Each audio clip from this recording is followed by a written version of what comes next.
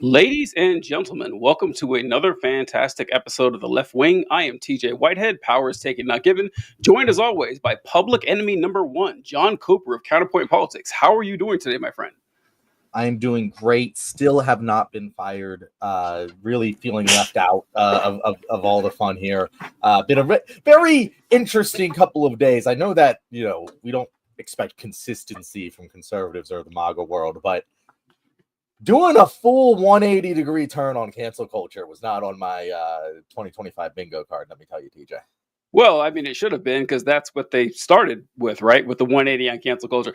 Conservatives have always been in love with cancel culture as far back as I can remember. You don't have to go back that far to the Dixie Chicks. I think is the first time that I noticed this back in the Iraq War, that the Dixie Chicks spoke out against George W. Bush in the Iraq War, and they lost their minds. They started going insane. They canceled the Dixie Chicks. They've been doing it on and on, over and over again. So it was always pretty funny to me that they made that a big deal. They're caused celeb over the years when that's their bread and butter and always has been. I know. Go back even further. McCarthyism is probably the biggest, government-backed. And honestly, this is reminding me, because at least the Dixie Chicks, correct me if I'm wrong, were Republican politicians attacking the Dixie Chicks, or was that more of just a culture? No, they were. Oh, it was still. Okay. It was still free market stuff. It wasn't McCarthy. People weren't going to jail or anything for it. But it was a big deal to Republicans back in those days.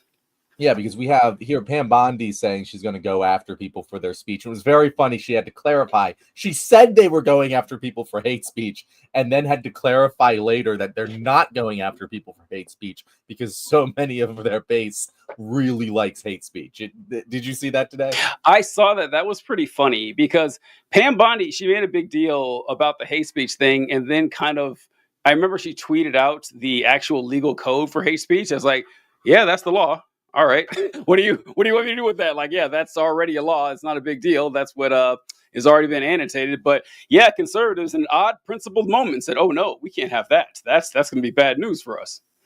And I just want to point out, I haven't seen enough people saying this, but the hypocrites on the left need to be shouted at too here, because there's a lot of people who stood by what certain people on the left did to enable cancel culture in the Obama years and Biden years that seem to have done a 180 on that too now. And those people piss me off, maybe even more so because I at least expect more consistency from them.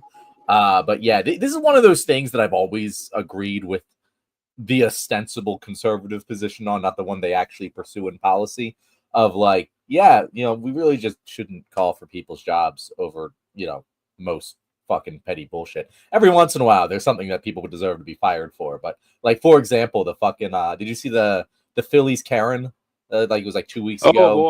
Oh boy, yeah. And she got fired, and I was like, she got fired? She got fired, and I was like, she didn't deserve to get fucking fired.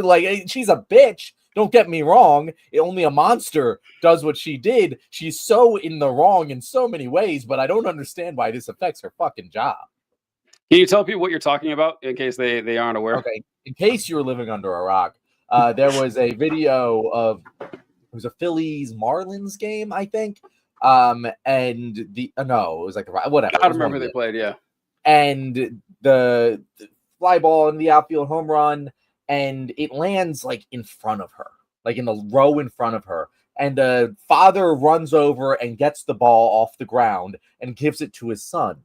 This woman then goes over and berates the father and was like, that was my ball. How dare you steal it from me? Until he gives the ball to her, which is wrong on so many levels. It's not just wrong on the base level of you're taking a baseball from a child, what's wrong with you? But also on the this was yours because it landed near you.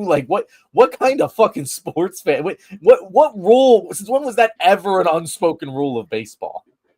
I thought that it was like a scrum. It landed in front of her, and she grabbed it, and the other guy grabbed it, and she was saying he took it out of her hand. Either way, there are unwritten scrum rules when it comes to sports paraphernalia that flies out of the stand. Whoever secures it, like once you secure the catch and you walk away with it, it's yours. People are gonna be swiping at it. They're gonna be knocking your hand. This isn't a genteel conversation over who gets this ball. No, it's a scrum to see who gets it. And look, lady, you lost, and it's a $2.80 baseball. Okay, it's fine. You don't need to lose your mind over this. It's just that it's such a bad look. I can't believe that. Now, listen, if she was 9 years old and she did that, I wouldn't. I was okay, of course, that's what a child would do. But this woman looked like she was in her 50s or something like that. I was surprised. I didn't know she got fired because that's kind of odd to me. Because what you were saying, that you think that people shouldn't be fired over petty bullshit. I mean, I guess, but it really is just the decision of the organization to which they're employed, or to whom they're employed, is saying, okay, is it worth keeping this person on for the negative press? Will I lose money having this person? I feel like that's usually what it comes down to, right? Because if it didn't matter, why would they fire her? Yeah, exactly. Like maybe she worked. I didn't know where she works. Like maybe she worked in some very public fit and it was called. Yeah, that's weird. I don't know. I tend to lean towards she probably just was not a fun employee to have on your payroll, and they were itching for an excuse to get rid of her. But it's to the broader point here. This is a solvable problem. Like if conservatives really want to complain about this, right? There's a way to solve this problem. Strengthen labor laws so that employers can't just fire you willy-nilly for your speech. We can do that in a heartbeat. Everyone here on the left is going to agree with you. But you don't want to do that, do you? Like all of the things that you complain about, whether it be, gun violence is actually a mental health issue. Well, do you want to do universal health care? No, fuck no, we can't do that. That's communism. What other issues do we have? Oh, corporatism. Oh, do you want to actually tax corporations and regulate them more? No, we don't like that either. Like every single thing they complain about, there often is a solution to. They just don't want to fucking hear it. No, they don't. This who should get fired and who shouldn't. The earliest I remember having these conversations, or thoughts, I guess, was for professional athletes. And you'd have these situations where, say, a running back is arrested for domestic violence or something, and then he's let go by the team or something. Even like he may or may not have been convicted, but he has a charge over his head and everything. And the question is, okay, so let's say he is convicted. Let's say he does go to jail for domestic violence, and he's out. A year later, he's ready to play football again, and no one will hire him. Is it like supposedly, ostensibly, he has paid his debt to society? He has been charged. He's done the time for the crime. Now he's ready to go back to work. No, you actually don't get to work anymore. And that's when I first started having these thoughts on it, because that's when it kind of hit me. They realized, it's not really about the morality. It never is. It's all about the bottom line. It's like, how much money is it worth the hassle of having this person here? Is it worth the backlash? Will I lose money, or will it be a wash? And I think that's what it really comes down to overall. Yeah, and I think there's a distinction to make between, it's not the same thing. Yes, not the same. Yes, exactly. Yeah. But also, like, that is actually one of the things. Like Michael Vick was one of those ones where I was just like, he should be allowed to play again. Hell yeah. He's clearly served his debt to society. He clearly admitted his fault and was rehabilitated and took accountability for his own mistakes and actions and served his time. And in that situation, yeah, we need to allow ex-criminals back into society and to work. The alternative to that is that we just send an ex-criminal population into homelessness for them to, commit more crimes. It doesn't make any fucking sense, right? And so, and the other side of it is I can imagine an NFL locker room, that might fuck things up. Like, it might fuck things up to have a publicly known wife beater as part of your team that needs to work closely in cohesion together. I understand that argument as well. So, all of these things are, when it gets to that level, a bit of a moral gray area where you have to make decisions on a case-by-case basis. There's not going to be a right answer or a wrong answer all the time. Yeah. There's Michael Vick. I couldn't agree with you more on Michael Vick. I remember actually being kind of shocked how bad the reaction was to Michael Vick. And people may know what we're talking about, people watching the show would, but Michael Vick got in trouble because he ran a dogfighting ring, and he ended up going to jail for animal cruelty, illegal gambling, stuff like that. I forgot, was it a year and a half, 2 years, or something like that? It was And, more than that. was it more years? I'll look it up, but keep talking. Yeah, and he ended up going to jail for that. And when he got out, the Eagles signed him. I think he played for the Falcons first, and then the Eagles when he got out and everything. And people were really upset. People were really angry that Michael Vick was playing. And I remember thinking, like, this league has, like, Ray Lewis was still playing. This guy probably killed somebody, right? And everyone's fine with this. And then you could, I mean, the NFL, you could name a dozen players who actually cause harms to human beings. I'm not saying I'm cool with what he did to the dogs, whatever, but I thought the backlash was a little stronger than it should have been. Honestly, the bulk of the sentence was for illegal gambling, if I remember correctly. The dog fighting stuff was, it was illegal, but it wasn't the lion's share of what sent him to jail. Am I right? We should make a tier list of the worst human beings in sports.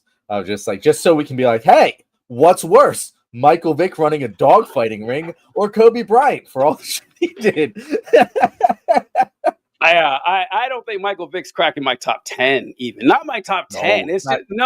That's a really sad thing, but that's probably true. Not even close. I'm looking for the picture right now, see if I can find it. But I actually went, here it is. Okay, I'm going to send it to myself and get it on the show here. But I actually, the next Halloween, I dressed up as Michael Vick. And yeah. Risque. And listen, I go for the laughs on Halloween, right? Halloween, when I was a kid, Halloween was for children. It was a children's holiday. And then by the time I grew up, I was lucky enough to live in a world where Halloween was for the grown-ups. Like the grown-ups kind of just commandeered Halloween. And you do it for the jokes, you do it for the sluttiness. Picture didn't turn out as big as I wanted when I shared it on Twitter here. But this is TJ back whenever that year was. I can't remember the year that Michael Vick went to jail. But I don't know if you can see that, John. But that is me dressed as Michael Vick. And if you're wondering what I have in my hand, it is a dog, like a toy. And I'm dangling it from a rope, and I have a knife shoved through the dog. And so I walked around town like this and everything. And buddy, the daggers people gave me. Oh, I have the wrong layout here. Sorry. The daggers in the eyes people would give me from this, because I thought it was hysterical. I thought it was incredibly funny. But I remember this lady came up to me and she said, I helped out with rehabilitating some of the dogs that were harmed by Michael Vick, just so you know. I was like, great.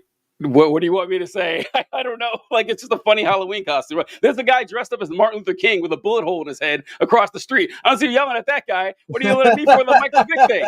I don't know. It's odd how much people cared about that. It's hard to overestimate people's visceral response to that. It's very funny. It's very funny. By the way, guys, this is our Q&A episode. So if you have any questions, definitely drop them down in the comments. I see Kobe and Kyle, they're saying hi. Love that. Kobe opened up with an interesting question here. They say never meet your heroes, but Charlie Kirk is looking up at everyone right now, surrounded by the people he admired. Rush Limbaugh, the Reagans, Kissinger. How are you guys doing on this good Tuesday? Oh, boy. Yeah. Wow. I actually had something about Charlie Kirk I wanted to talk about, but I want to save it for Thursday. I think it'll be good save it for Thursday. And so I'm trying to withhold the ammo here on the Charlie Kirk thing, so I don't know what to say. But yeah, it's going to be basically about how Charlie Kirk is a bad sign, I believe, for what the future holds.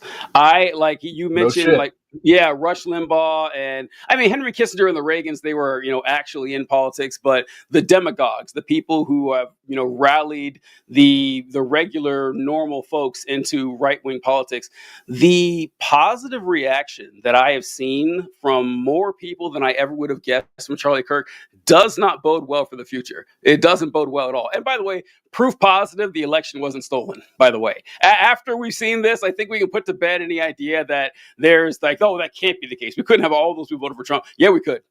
And a lot of them. And it's really, we talked about this on Thursday, but it was really disheartening to just see how many institutions posting about Charlie Kirk. The NFL, multiple teams honored him before their games, and it's just like, bro, this would have been unimaginable like 15 years ago. It would have been utterly absurd if someone who has said all of the things that Charlie Kirk has said was killed and then honored and celebrated by so many people in the country, including NFL franchises, including companies, like it would just, you would have never seen it because it would have been so absurd that someone who has said things like the Civil Rights Act, it was a mistake, would ever be honored publicly by capitalist institutions. But here we are, and you made a great point there, TJ. It's pretty proof positive that this election wasn't rigged. This is how America really feels. I was exchanging comments with a guy named Desmond, who was also on the show back in the first iteration of this, but we were talking about how fucking insane it was that you could go outside and see flags at half staff for Charlie Kirk. Like everywhere you go around town, the flags are half staff. And I know the president declared it or whatever. You don't have to do it. I mean, you're on a military installation. Yeah, sure you do. But the third, fifth bank downtown does not need to do it if they don't want to. No one's going to force them to. They wanted to. Like, oh yeah, we're going to honor Charlie Kirk. Everywhere I looked, it was like, yikes, and what I was going to bring up on Thursday, they can still do it. I'm not like this stuff is going to expire, but like Charlie Kirk. But the fact that I would see, I don't know what people call it, but I heard a lot of people talking about how they had to unfriend and block so many people this last week because of how there were dozens of people in my life who I thought were just regular, normal folks who just spilled out these these eulogies about Charlie. Like, yikes, that is terrifying. And yeah, I was deeper in enemy territory than I previously expected. That's like one of the things where I knew Charlie Kirk was big.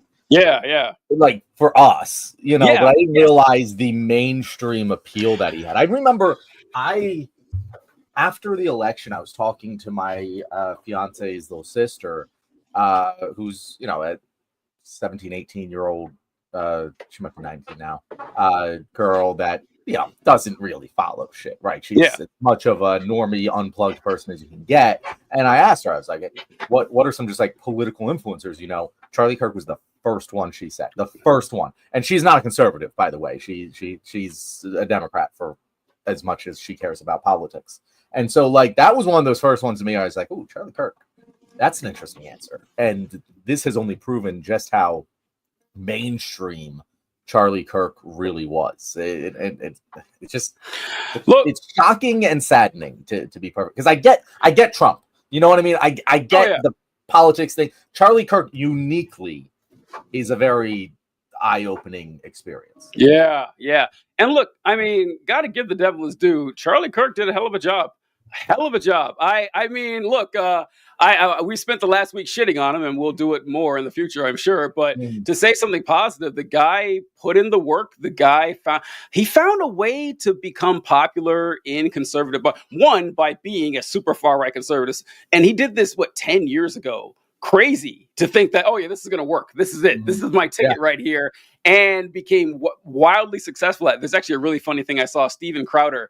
The day before Charlie Kirk died, Steven Crowder's banner on his Twitter said like the number 2 ranked conservative podcast on Spotify or whatever. The day after, he changed it to number 1. Then after Charlie Kirk died, he changed it. That's just now because Steven Crowder, which is amazing too that he's that popular as he is. I didn't know, but Steven Crowder is no Charlie Kirk, right? There is a vast gulf between the two of those. Like Charlie Kirk was a bigot and a racist, a vile, sexist human being, like one of the worst specimens humanity had to offer. But he was no dummy. When you watch Charlie Kirk debate, it was obvious he studied. It was obvious, and he had a gift. He was good at the debating thing and sophistry, which you would need. But he wasn't just up there saying, oh, this is my opinion, and I don't care, and like making nonsense arguments like someone like Crowder does, and just being stupid. Charlie Kirk put in the work, and it worked for him. And the fact I was stunned too how many regular people. I wouldn't expect a regular person who Steven Crowder was. I wouldn't expect a regular person who Hassan Piker was. It's maybe Ben Shapiro. I think a regular person would know Ben Shapiro, but I would expect that more than Kirk. And the overwhelming, not even just recognition, but like support for Kirk. Wild to me. Yeah, and so Mark Lauterbach, by the way, welcome back, Mark. It's been a while. We haven't seen you for a while. But he says, is there any, and for those who don't know, Mark is our resident conservative audience member, and he says, is there any part of y'all that think maybe we're misreading Kirk? Maybe he's not the demagogue we make him out to be. Or are you guys just writing your condemnation? Here's the thing, Mark. Even if we didn't look at anything Charlie Kirk has ever said, one of the things that distinguishes him specifically is the fact that he isn't just an influencer. It's not just what he says. It's that he was a massive organizer for MAGA. Like, probably the number one most influential reason that Trump was elected president, at least among a under 40 age demographic, is Charlie Kirk. His organization around Turning Point USA and its direct hand in glove coordination with Trump and the Trump administration and people in those circles is a large part of what got Trump elected. I mean, you see it now. You see J.D. Vance is sitting in on his show. Donald Trump was the man to announce that he died. He worked directly with the fascists as a propagandist and as their lead and most important propagandist. And I know you're going to argue that he's not fascist and Trump isn't fascist. That's fine. But if you're going to assume, like we do, that we are correct in our analysis, it makes perfect sense that Charlie Kirk is a massively, massively damaging figure in American politics and world politics, for that matter. That just alone, even if he never said any of the racist and vile shit he has ever said, would make him somewhat a persona non grata for me personally.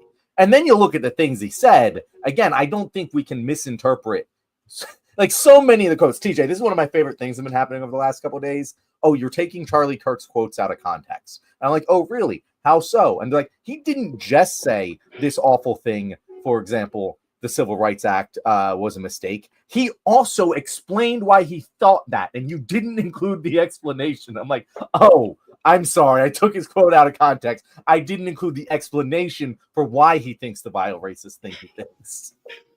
Yeah, that's the ones that I go to with Kirk, and I want to get to what John said about you're not putting it in the proper context. That's always pretty great because Kirk doesn't. I don't know. There's a few times when I think people have taken Kirk's quotes out of context, and this is being incredibly charitable to Charlie Kirk, because I'm not saying he doesn't believe this, but the way people are using it. One that I've heard them say is that he believes gay people should be stoned to death. And that quote, I can't remember who he's talking to. Is it Miss Rachel? Yeah, it's Miss Rachel. And she's quoting something directly to her. He was talking through the screen to her. Yes. Yeah. Miss Rachel did not appear on the Charlie Kirk show, ladies and gentlemen. That would have been hilarious. Oh, wow. What an event that would have been. No, but Miss Rachel used, I think, a verse in Leviticus saying something about being kind or whatever. And he says, well, the book of Leviticus also says gay people should be stoned to death. And it does, by the way. This verse is one of the many that people who are Christians try to say that the Bible doesn't actually say that gay people should be stoned to death. It says that because the verse says, if a man lies with a man, he shall be stoned to death. And they say that, well, it actually means in the original language, if a man lies with a boy. No, it doesn't. No, it means if a man lies with a man. And Kirk actually gave the same defense that I give for that, is that a few chapters later, it specifies that both individuals are to be put to death. So unless you're saying that God is protecting children from a sexual assault by having them stoned, it doesn't really make any sense. But the other ones that don't really fit or be fixed with the context test is that, yeah, he said the Civil Rights Act was a mistake. He said it many times. There's a clip many times. He genuinely 100% believe. Yes, and on one show he says, I think we talk about this every week about how I think the Civil Rights Act was a mistake. And he said that his explanation for it is that it caused white people to be resentful and that it was used as an anti-white weapon. That was it. He also said, TJ, by the way, that it was extended to women as well, and that goes against the intent of what it should have been. Oh, I hadn't heard that. Never been for all people. Should have just been for black people. Oh, I hadn't heard that one. See, it doesn't get any better. Nothing he says gets any better. He also stated that the ones, like, I would like Mark, if he's still listening, or anyone out there who defends Charlie Kirk, the statement where he said, marauding blacks, like his actual term was marauding blacks are wandering around towns looking to kill whites. What do we have here? Colby asked, TJ, I was looking through my favorite quotes, and I wanted to ask you, how often do you find yourself prowling around targeting white people? Oh, that's right. We're just talking about that. Exactly. Yeah. Him. So his is like marauding blacks are wandering around town looking for whites to kill. And this is a growing problem in this country. It is a major concern. No, the fuck it isn't. Okay. No, it's not. And then anybody could point to cases that happen, right? And then he gets like, well, listen, and for someone who spends an inordinate amount of time talking about black crime and black culture. Why do you think he's doing this? I made a video where I mentioned that I thought Charlie Kirk was one of the most prolific racists of all time. And it's really sad that we lost a great one like this. And I can't tell you how many comments I received from people saying, I can't believe you're supporting this happening to someone, which is something I never said. And then they said, well, you got this gleeful tone. Oh, so you read between the lines and figured out what I meant, even though I didn't directly say it. But you can't do it with Charlie Kirk, who spends hours every single week talking about how dangerous black people are. He was trying to start a race war. We didn't even talk about the topic of whatever happened in North Carolina, where the black man murdered a white girl. Like he was setting that up. Also, the other indefensible one was the black pilots one. And he says, no possible chance. And I would dare anybody to tell me why this is acceptable, in which he said, if I get on a plane and I see a black pilot, I can't help but wonder, wow, is this person qualified? And the reason it's indefensible is that conservatives like to paint this DEI thing, is that unqualified people are getting these jobs. That's the whole base of the argument here. And if that were true, that would be a problem. Like having a pilot who didn't pass the qualifications flying a plane would be catastrophic, unimaginable, which is why it doesn't happen. Like the FAA regulations have never changed. The person who flies the plane, both pilots pass the test, and it doesn't matter their race, sex, jet, or whatever. None of that matters. He made this a big deal. He said it all. He would say this stuff all the time. And yeah, Mark, if you're still listening, do you think that's racist? Like, do you think of saying that I'm worried about black pilots and with their qualifications when you know damn well, once again, Charlie Kirk is smart. Charlie Kirk knows what he's saying. He knows what he's doing. And even if somehow those statements don't seem racist, the spider web effect where this keeps happening over and over again, I think you can understand why people think this guy was a bigot. I'm putting a pin in that spider web effect because that's what I want to talk about. I want to specifically talk about the black pilots thing because that's when people will be like, oh, because I've gotten this response from many people of like, oh, he was talking about DEI. And it's like, okay. Yeah. And they make the same excuse for the comments he made about black women. He was like, Natasha Brown Jackson, Joy Reid, and there was a third black woman, maybe Michelle Obama he was talking about. Yeah. And he said that they only have their jobs because of affirmative action and DEI, and that is no one takes them seriously because they're black women because of that. And it's like, here's the thing, DEI and affirmative action do not, in reality, make black people who are unqualified take the jobs of qualified white people. You might think that, Mark, like that might be something that you believe, but here's the thing, it just isn't true. As TJ just said, there is not a single unqualified black pilot who was given the ability to fly a commercial airliner just because they were black. This is not something that has ever happened. And Charlie Kirk is smart enough to know that. And so by him saying that, him making it a DEI-based argument doesn't absolve him of the racism of saying, when I see a black pilot, I assume that they're unqualified. That's just blatantly racist.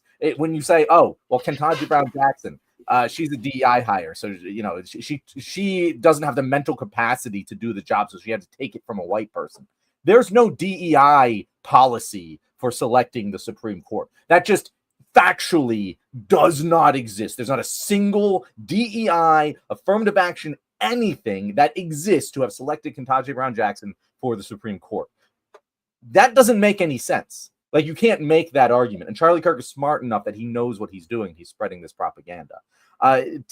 Mark said an interesting thing to me. Because he said, yeah, again, it's just the argument that you would use that you're not anti-Semitic. You don't think you are. Are you a demagogue to be rejected? No. And here's the thing, Mark. You're allowed to think that I'm anti-Semitic because of my criticism of Israel.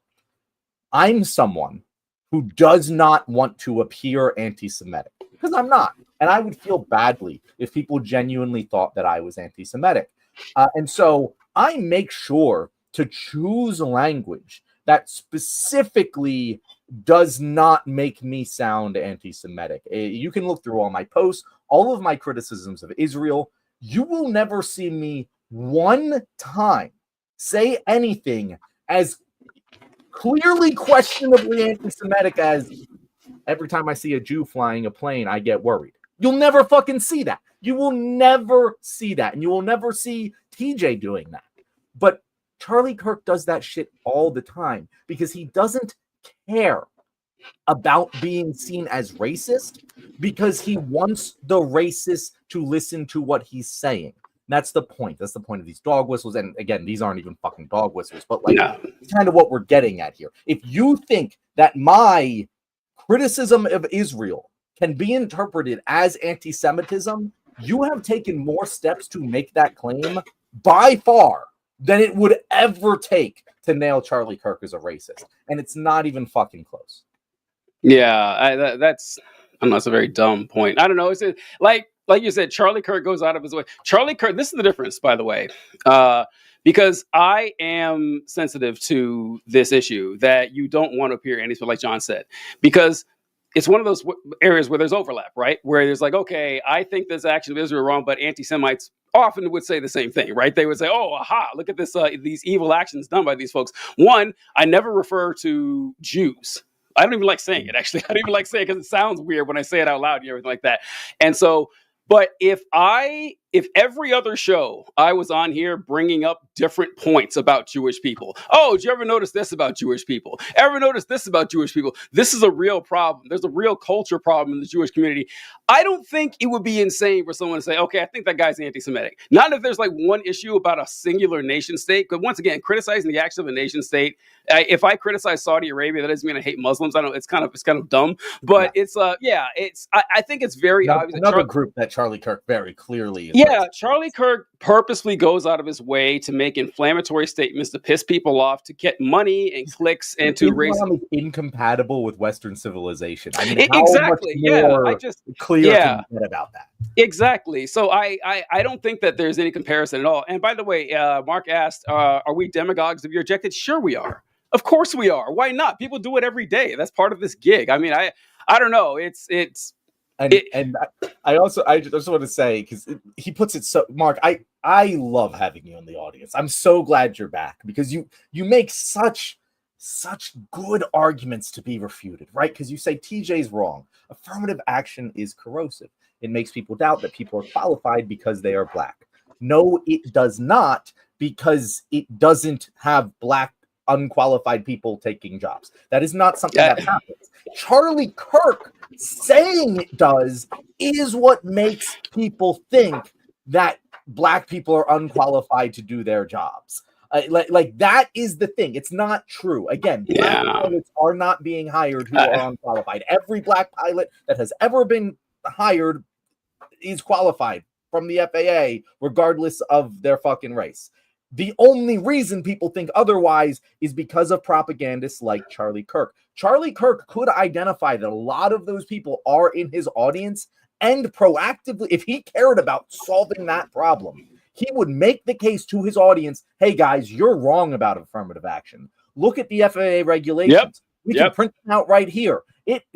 Every single black pilot has to do all the same things white pilots do. Affirmative action, DEI, they do not affect that in the slightest. You will never have a black pilot, an unqualified black pilot piloting your plane because of DEI or affirmative action policy. That is the facts. That is the truth. And Charlie Kirk could choose to say that if he actually cared about solving that problem for black people. But he does the opposite of that. He spreads the myth, the lie, the propaganda that DEI causes unqualified people to get in jobs, which just is not true. Yep, that's excellent, John. Couldn't have phrased it any better. It's the same argument that he uses for the Civil Rights Act. That, well, listen, if people are, have this reactionary response to this, and it's not fair, and I understand why. So, well, no, wait, hold on. Why aren't you saying why this is incorrect? Like, because this is actually he did the same thing with who you're talking about, Ketanji Brown Jackson or Michelle Obama, or I think Joy Reid said that she got into her school due to affirmative action. And a lot of people don't understand how affirmative action even works. They don't understand what it means. Like they literally just think it's, oh, we're gonna have a bunch of black people who have no business being here and putting them in the school. And that's what they think. That's what they think it is. And honestly, like if that's what it was, none of them would graduate, right? It wouldn't work. Just because you get into the school doesn't mean they don't give you A's for affirmative action. They don't just pass you through the school. If you graduated, which kind of proves that you did deserve to be there. I don't know. It's like, John, I love how you put that. Charlie Kirk goes out of his way to stoke the flames of these fears that I guarantee he knew were irrational and unfounded, but they helped him make a lot of money and get his name up. So I don't know. Good on him for that. By the way, Mark, I'm glad that you recovered from whatever you were going through. That sounds like a bitch to be in the hospital for a month, and that really sucks. And he said he was in the hospital in San Diego for a month. So sorry to hear that, Mark. Glad you recovered. Colby says it's a good thing the NFL fired Kaepernick for bringing politics into football. Now, on an unrelated note, a minute of silence for Charlie Kirk. Yeah, that was pretty well. Of course, we've been joking about the NFL being super political for years now, ever since they started doing the national anthem, which they didn't always do. Yeah. That wasn't always a thing. That's true. They always did the national anthem. They didn't always have the players come out in the field for the national anthem. That started in the early 2000s, I think. And having the fighter pilots fly overboard over the event and everything. I knew someone in the Army years ago. She was lieutenant in the United States National Guard. And she was talking to me about how she participated in one of these events where the soldiers go out in the field and they unfurl those giant, like 50-yard flags or whatever. And she remembers walking out there, and it's broadcast on national TV, and she's walking holding this flag, and she's thinking, okay, don't drop this flag. Don't drop the flag. Don't drop the flag. And I thought about how absurd that was, that she raised her right hand and promised to defend the Constitution of the United States of America against all enemies, foreign, domestic. She was willing to die in defense of this nation, but terrified to drop a flag on TV because then people would doubt her patriotism. That's how weird and fucked up, our thoughts about how, like, what's real patriotism and what's good and what's bad kind of is. But yeah, the politics not being in sports it's insane. It's always been there. Jackie Robinson. I mean, it's always been there. People just pretend it isn't. It's dumb. People always. No one actually believes this. No one actually believes it. It's always been there. Muhammad Ali.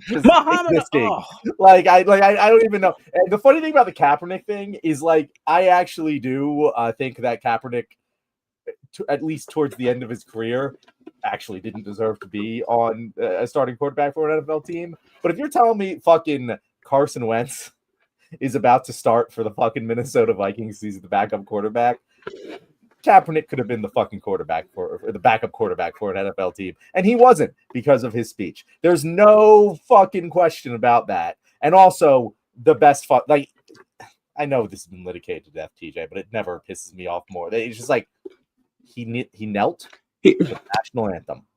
What more of a peaceful sign of protest could you possibly fucking have? He didn't go out there and burn the giant flag. He knelt for them. In fact, first he sat, and then he talked with a member of the armed forces about, like, how to do it respectfully, listened to his advice, and decided to kneel instead. You could not give me a better example of peaceful fucking protest than that. It should be in the fucking encyclopedia, and people lost their shit over it. Yeah, because it's never been about peaceful protest. It's never been about that at all. It's about saying the right thing to not make me mad. And look, you have a right to get mad over it. Sure, like no one's saying you don't. It was great. I was in the Army at the time, and I remember I would run into people when I was in uniform, and they say, "Oh, I'm really upset about that Kaepernick thing," because they thought I'd be on their side. I'd be like, "Well, why? What do you care? Well, what does it matter to you? Like, what you think any of us are losing sleep over the fact that Kaepernick kneels at football man doesn't stand for the magic song, and that's going to make me upset? It's just it's insanity." And I thought the same thing about Kaepernick too, John. It's so funny how often we converge on the same opinions here, because I remember thinking, I kept seeing year after year after year, people's like, Colin Kaepernick's working out with the team. I said, it's been 6 years, man. I don't think you can be away from the game this long and still have it. Like, even if you had the talent back then, but it comes down to what we talked about before. Like, whether he had the ability to actually start or be on a team as a backup was weighed against, did the team view him as a big enough talent to handle the hassle? And a lot of them said no. Like, I think that's what it came down to. Wait a minute. Kyle says, like your shirt, John, and Halloween is for everyone. Adult costume parties have always been a thing. All right, look, I'm not saying adults never had costume parties. Like, of course, you had the masquerade balls and everything like that. But I don't remember adults having parties like we have parties as adults, like back in the 80s and 90s. Do you, John? So, I mean, again, I was very much not alive back in the 80s, just to remind you there, TJ. So I don't know. Yeah. I would imagine that Halloween has become more of an adult thing in the last 30 years. Like, especially with social media. Like, I feel like that alone it's the one time a year that adults get to dress up in a costume and post about it on social media. I feel like that alone has fueled adult Halloween parties. Yeah, like, it's a weird fucking thing to be talking about today. You watch an episode of Mad Men, you're not going to see a Halloween episode where they all get dressed up. And that doesn't going to happen, okay? That's not a thing. It's like they had the fancy, like, masquerades and stuff like that. But, I'm going to dress up as Frankenstein when another guy dresses up as Henry Kissinger. That wasn't really a thing. I do see, like, old pictures of, like, some older people in, like, Halloween. I just think it's more prevalent now. Like, it's more of, like, because honestly, to me, I enjoy Halloween more as an adult. And a lot more. It's a lot. Yeah, it's much way better as an adult. It's much more fun as an adult. Absolutely. My favorite holiday, honestly. We did a holiday. That was one of our first tier lists. I think. I remember that. Yeah. It was an impromptu tier. It was an impromptu tier list. We had because we kind of did it on the fly, where we had like our A tier holidays, like the ones that like. I think Halloween was like a second left, because Halloween is not. Christmas had its own tier, I think, and then like Halloween was, I don't know, it was probably second tier, but all right, what do we got here? What do you think the conservatives trying to cancel people for not being sad about? We talked about that already. Let's see. Yeah, to reiterate, Kyle, they're a bunch of hypocrites. Shouldn't be surprising. That's pretty much they've always been. McCarthyism, the largest scale cancel culture to ever exist, was incredibly conservative. You'll never see it, and this is one of the reasons I always argue it was dumb for like liberals to do this. Is like they're better at it. Like if you want to like swing the pendulum of cancel culture when it's on our side, they're gonna do it better. And so it's just dumb to try and play this game with them. Wait, who's better? The liberals at cancel culture? The conservatives are way better at cancel culture than the liberals, like way better. So it's just a dumb battlefield to try and fight on if you're a liberal, because you're going to get your ass kicked. Yeah, I think it's because I don't know.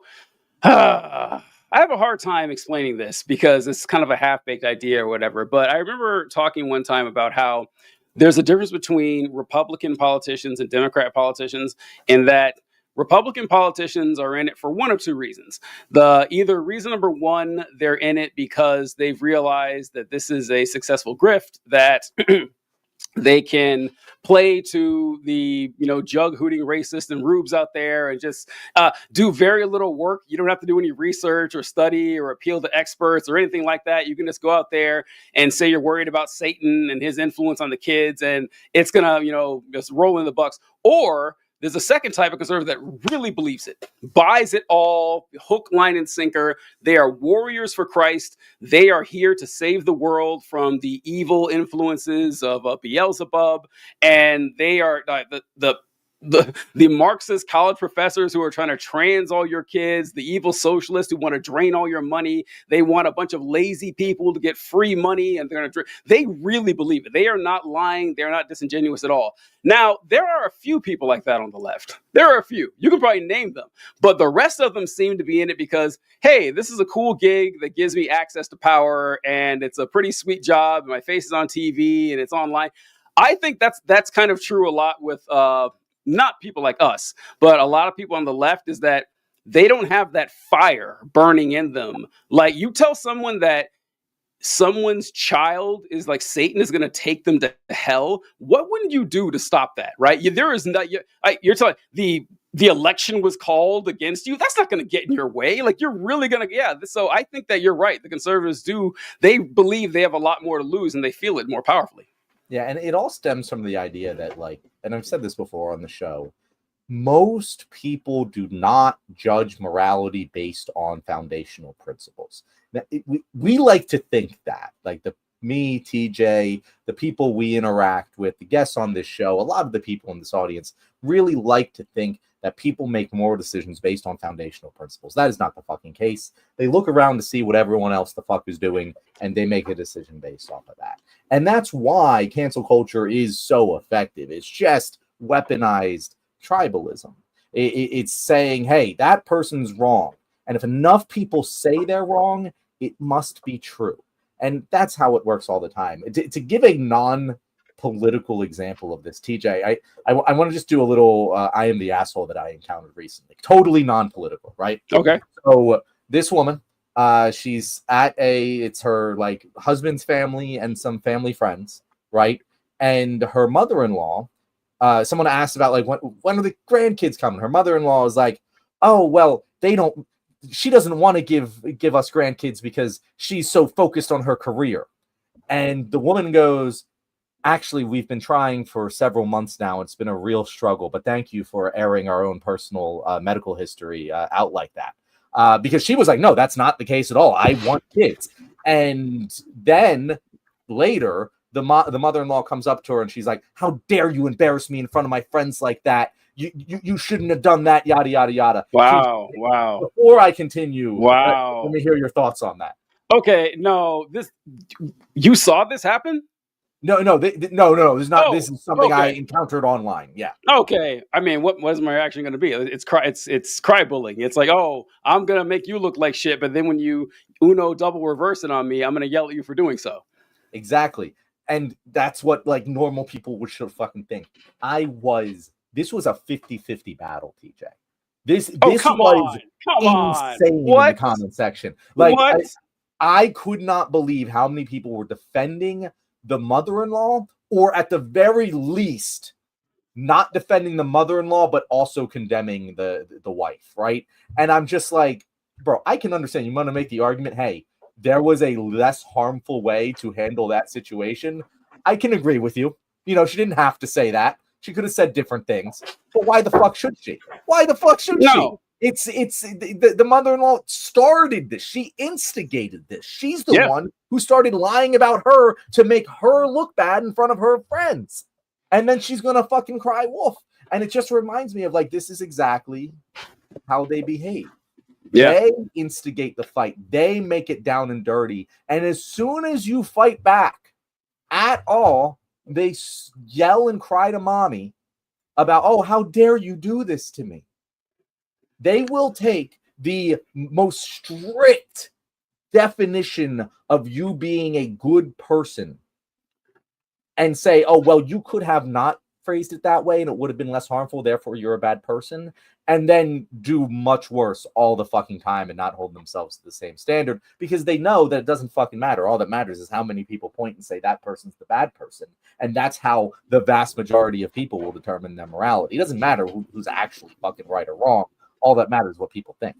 That's true. It doesn't matter who's right or wrong. It is what people think. But I don't know. I have to rethink just how I conceptualize human thoughts and behavior. I can't believe that was split 50-50. I mean, I always say like, shocked, yeah, shocked. I thought that would be one of those, am I the assholes, where it's like, obviously you're not the asshole. No, this was like a 50-50 split. Yeah, I always say you gotta, meet people and respond to the spirit in which it's intended. Because it's easy to say something insulting and not mean it to be that way. We've all done it. And you can usually pick up on it. You can usually pick up on it's like, all right, I don't think that person realized how harmful that was. I don't see a way that her statement couldn't have been intentionally rude. I just don't understand it at all. But I don't know. Yeah. Like sometimes you bust balls and you actually hurt the person. Yeah. And like, that should be viewed differently as, oh yeah, she's just being a bitch who's trying to make me look bad in front of her friends. Yeah. And we've all, you try to have some grace in there. There was a time when I was having an argument with a girl I went to I was in college, and it was about feminism. And I was saying something about how she wasn't a feminist or whatever. And I was telling her that the way that she was looking at her relationship with, getting a man or, being married or whatever, I was trying to convey the thought that you're not an object that people are trying to attain. But instead of saying it that way, I said, you are not a prize to be won, which sounded like I was saying she wasn't a catch. And I was like, oh no, that's not what I meant. But the conversation was over because, it was already antagonistic. So of course you can say something and not mean it, but a lot of times then again, I didn't hear the conversation. Like maybe there were intonations and tones that I'm not catching on, but Matt Schlapp did this, exactly what you're talking about. I was trying to find the clip on NPR where he was saying that the left keeps saying that people on the right are fascists and they're terrorists, and we have to put a stop to this because that's how this violence happens. And the NPR reporter says, well, what about people on the right doing the same thing? I mean, you had the people get shot in Minnesota, the Democratic congressman or whatever, and he lost his wife. How dare you? How can you do so? How could you say that we have Charlie Kirk lying dead in his grave right now, and you're attacking me when I'm talking about my friends? Buddy, you started this. Like, you started this entire thing.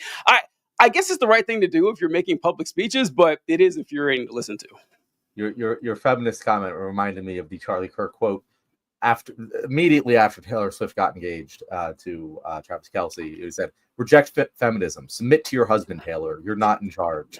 And it's just like, I don't know how you expect, like, there's no context in that quote that makes it sound any better. He's explicitly saying that women should submit to their husbands. And I often hear for that, oh, well, he's just, religious. It's just his faith. And I say, I don't give a shit if it's faith. He chooses to believe in that faith. He doesn't have to do that.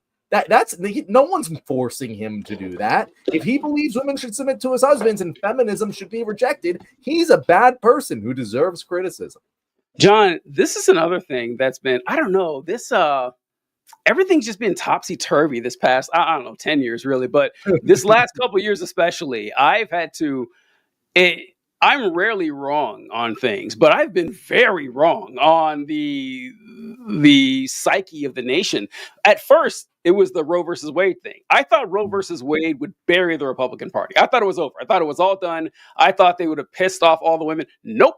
No, I mean, yeah, nope. I mean, it was maybe slightly more than usual, but plenty of women still go to the polls, vote for Republicans.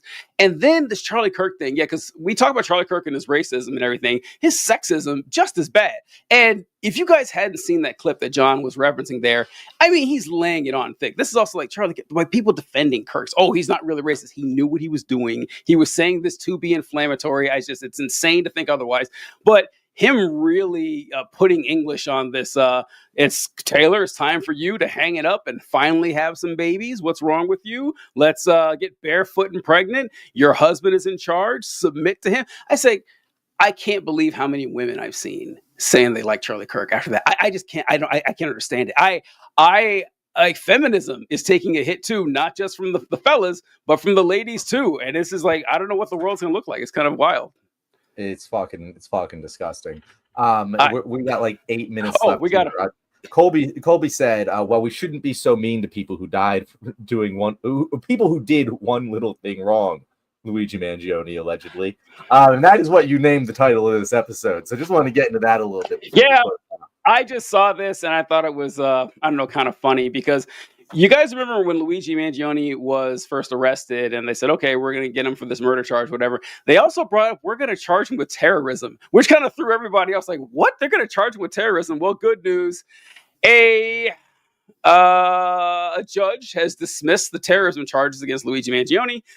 A judge in New York State has dismissed two terrorism charges against Luigi Mangione, the alleged killer of United Healthcare CEO Brian Thompson. However, Judge Gregory Caro, during a hearing on Tuesday morning, ruled the charge of second-degree murder against Mangione could stand. He said prosecutors had failed to establish that there was enough evidence to justify the terrorism-related murder charges that they sought against Mangione. Mangione is accused of gunning down Thompson on a busy Manhattan street in December last year. And the ruling, Caro said the allegation against Mangione did not meet the definition of terrorism under state law. What surprised me about this is that Luigi is on trial for second-degree murder. I was very surprised to see that because it's hard I don't know, not a judge here, but it's hard to get a more first degreer murder than this one, right? Where you go out and you wait for someone on a sidewalk with a weapon, fire it methodically, and then walk off. I mean, it's not like he got into an argument with this guy and took him out. This seemed like it seems like a pretty clear first-degree murder charge to me. But hey, glad the terrorism charges got dropped because ridiculous. But and the 15-degree. I don't know if I read it in that article. The 15-degree murder charge or the second-degree murder charge carries a 15 to 25-year sentence, which lighter than I would have guessed they were trying to get for this guy. Must have had a hell of a lawyer, I got to say. I'm like very intrigued as to how this case goes because his lawyers are blustering. Like they seem very confident in their case. And honestly, again, I'm not a lawyer. I don't fucking know this shit. But everything the state has done has seemed so incredibly prejudicial. Even just he's sitting in court like shackled. And I'm like, why would anyone think this guy is a threat to anyone in the room? It's obscene. Like I've seen people who beat their fucking wives to death in a fucking suit and tie. Why the hell is this guy who clearly had it out for this one guy for very specific, like your case is that it's terrorism, that it's ideological. Why would he be a threat to anyone in this room who isn't a healthcare CEO? Doesn't make any fucking sense to me. I found it here real quick just to talk about that. It's right here. It says the first-degree murder charge that was dismissed would have carried a maximum sentence of life in prison without the possibility of parole. If convicted of the remaining second-degree murder charge, Mangione faces a minimum sentence of 15 to 25 years in prison. He also has been charged with weapons and forgery crimes. Now, I want to say this to the YouTube folks out there. This is not an endorsement. This is not a recommendation or anything like that. But man, if you hated someone bad enough, and you can get 15 years for it? That sounds like a hell of a deal. Shut the fuck up. I don't even want to hear it. Guys, TJ, I'm not. No, once again, not a recommendation. Not a recommendation. I'm just saying, like, wow, that seems like a pretty light sentence. And by the way, insane is, once again, I don't want it to be higher. I don't think anyone should be in prison. But it seems like that's definitely a first-degree murder. And what you were talking about also, John, that Luigi being in shackles and stuff. I want to get back to Luigi in a second, but the state seems to be mishandling this case with Luigi, just like it looks like. I mean, we got to talk about this Thursday with Kash Patel bungling this investigation. Holy shit, man. I mean, it's like talk about an unqualified DEI hire. Like this is what happens when you let podcasters run the FBI. By the way, like the top two guys are podcasters, Kash Patel and Dan Bongino. That's what happens when you. By the way, I would say the same thing about us. Me and TJ also should not be running the FBI. I would do a better job than this, though. There's no chance in hell I would say, oh, we got our guy. And then 12 hours later, oh, turns out it wasn't him. And then they asked him about it on Fox News, said, why did you say you had the guy when you didn't? He says, well, listen, the job of the FBI is to inform the public of all. No, it's not. No, it's not. It's not the job. That is the opposite of the job of a podcaster. Kat. Yes, exactly. And even a responsible podcaster wouldn't say they got the guy unless they got from a reliable source that they did. But with this investigation, that was Tyler Robinson, this guy's name. Mm-hmm. The president of the United States is calling this man a murderer. That's going to taint a jury trial, I think, right? Like, it kind of have to, right? It's like, how can this guy possibly get a fair trial when we have all of this going on? Like, people in the government. And Luigi Mangione, I wanted to share this picture from right after he was arrested. This perp walk that they sent him on. Do you remember that, John? When they were taking him, transporting him from jail? They got him, in shackles, surrounded by a platoon-sized element of cops, like he's a rogue Avenger, just waiting to cause damage or something like that. Insane. So who knows how this trial is going to go? Because, the people in charge are not doing a great job. He looks like in the movies, like a superhero is like put in handcuffs. That he could break out of them at any moment. Is right. Choosing to remain in the handcuffs. Like that's what that image looks like. One last thing before we wrap up. Did you see, speaking of legal shit, because it's probably mine, and I haven't had a chance to talk about this. Did you see that Trump is suing the New York Times for defamation? No, I haven't seen that. So he's suing the New York Times for defamation. We'll just close. This requires like no additional thing. This is the actual language of the lawsuit brought. Oh boy, you are not going, like I am purposely like raising your expectations of what this is going to sound like. And I know with full confidence that this is fucking still going to blow your mind. All right. Here we go. put this on the screen. On November 24th, 5th, 2024, President Trump won the 2024 presidential election over Vice President Kamala Harris in historic fashion, emerging victorious in both the Electoral College and the popular vote, securing a resounding mandate from the American people. President Trump trounced Harris with 300 electoral votes to sweep all 7 battleground states. This victory was remarkable for many historic reasons, including because President Trump had to overcome persistent election interference from the legacy media, led most notoriously by the New York Times. Mind you, none of this has anything to do with any allegations in the lawsuit. It's just glazing Trump, their entire first point. Point number 2. With the overwhelming victory, President Trump secured the greatest personal and political achievement in American history. All across our country, Americans from a wide array of backgrounds saw the truth about him and voted accordingly. Oh my God. The Times refused to recognize and continue spreading false and defamatory content from Trump. I could not, even on the standards of Donald Trump and his frivolous lawsuits, these lawyers are professional fucking they went to law school. They know what they're doing. They are right. They are spending the first 2 sections of their lawsuit just glazing Donald Trump, because the point is not to win the lawsuit. They know they can't. The entire point is to make Donald Trump's dick feel nice and sucked. Like, that's the entire point of this lawsuit. It's unbelievable. It's unbelievable that any grown-ass adult with a functioning brain would read something like that and go, that's the leader I want for my country.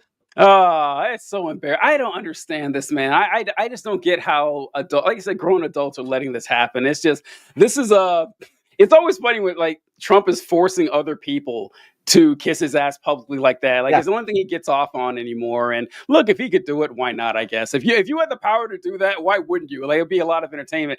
But that reminded me, oddly enough, of this tweet that Trump put a long time ago. I like that Trump will say something and then pretend that this is actually formal speech. This is good. This is acceptable. Or this is a real word, like a feffy or something. I remember a long time ago, he posted this where he wrote, when I said Hillary got schlonged by Obama, I'm sorry.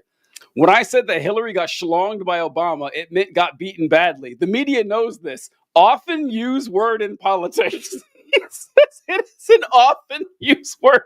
I mean, every time I'm watching CNBC or C-SPAN or any time, reading the Declaration of Independence, I'm looking at a bunch of people talking about how folks got schlonged. And it's like, you didn't have to say that, Donald Trump. You didn't have to say it, and he did. I don't know. It's it's just, how he doesn't know what the Declaration of Independence is, despite the fact that in the Oval Office. If a reporter went up and asked him, so what did you think the Declaration of Independence when Thomas Jefferson said, "We will no longer be schlonged by King George"?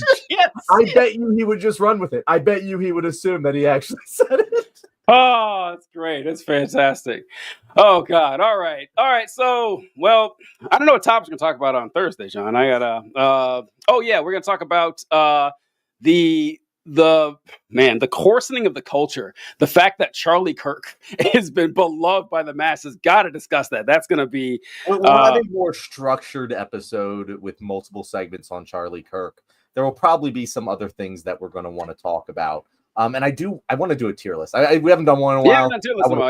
We got to think of one. If you guys have any suggestions for tier lists that we can do, just fucking, hit me up on Threads, DMTJ. I don't fucking know. Oh, John, we got to do that chart we were going to do with Lamont Tyson with the men and the women. That's still a good one. The Gen Z men and Gen Z women, like the having kids and getting married. That's still a good one. I want to do that. Yeah, that's evergreen. Yeah, we'll be joined by Godless Gardener on Thursday, ladies and gentlemen. His first appearance on the show. Should be a good time. Godless in a garden than a god in a war, as they always say. All right, folks. We'll catch you on Thursday. Thanks for joining us. Oh.